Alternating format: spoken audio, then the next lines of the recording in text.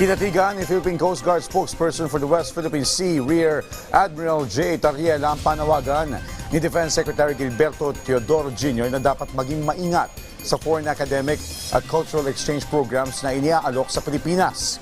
Ayon kay Tariela, may tuturing na gray zone ang pagiging largest training destination ng Chinese language school teachers sa Pilipinas ng Jinan University na siya ring pamantasan na nagsagawa ng symposium noon para sa Chinese scholars na nagsabing bahagi umano ng China ang Batanes at nadiskubre sa pagsisiyasat ng isang maritime security think tank na Sea Light Foundation.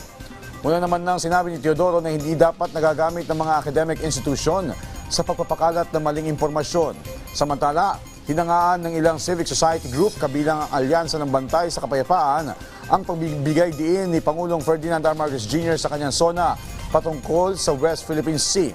Para sa chairperson ng grupo na si Dr. Jose Antonio Goitia, ipinakita ng Pangulo ang matapang na paninindigan ng Pilipinas alinsunod sa pandaigdigang batas habang pinapanatili pa rin ang diplomasya.